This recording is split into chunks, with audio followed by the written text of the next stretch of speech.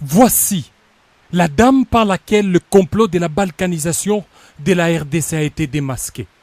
Il s'agit de Béatrice Safari, épouse de Rukumera, coordonnateur du M23 chargé de la mise en œuvre de la déclaration de Nairobi. Tout est parti d'une simple et banale fouille, qui d'ailleurs est de routine le 18 avril 2018 à 13h, à la barrière entre la RDC et le Rwanda, plus précisément à Goma.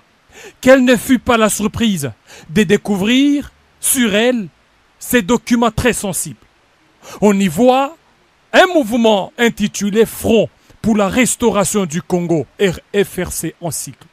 Et ce qui est troublant, c'est que ce front est en connivence avec les M23 et le RASOP de Moïse Katumbi Chapwe et d'autres structures avec des objectifs bien définis et des répartitions des responsabilités une fois que leur forfait sera commis.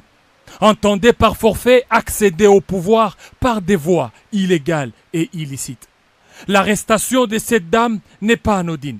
Tenez, le 4 mai 2018, Bertrand Bisimwa va écrire une lettre à Saïd Djinit pour dénoncer l'arrestation de la dame comme l'indiquent ces documents.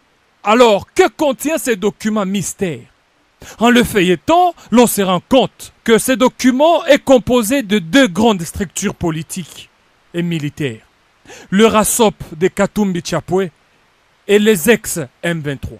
Parmi les objectifs poursuivis de ces fameux fronts, c'est d'engager les révolutions, faire adhérer des membres. Déjà l'on signale l'enrôlement ces derniers temps des jeunes dans le mouvement des rébellions vers le Rwanda et l'Ouganda. Et d'autres objectifs encore, c'est de faire tomber les villes progressivement et renverser les institutions légalement établies. Revoir la Constitution, surtout la loi sur la nationalité.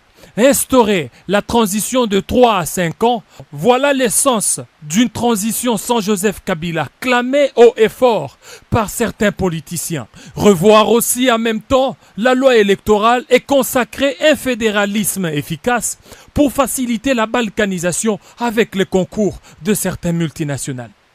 Que cache le propos de deux présidents Yoweri Museveni Kaguta et le Rwandais Paul Kagame à Gisenyi au mois de mars dernier, lorsqu'ils disent qu'ils vont aider à résoudre le problème du Congo tel qu'ils les connaissent?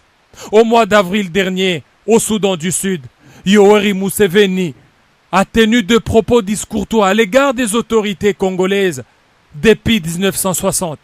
L'autre fait important, c'est la très active participation de Moïse Katumbi Chapwe à la cérémonie de Mo Ibrahim, qui a été très mal perçue dans l'opinion congolaise.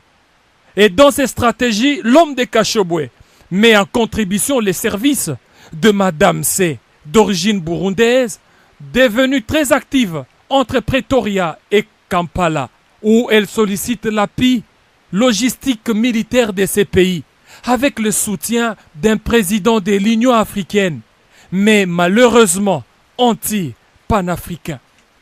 Désormais, plus rien ne sera comme avant. La République démocratique du Congo est déterminée à sauver sa souveraineté chèrement acquise et capable à dénoncer toute velléité de balkanisation.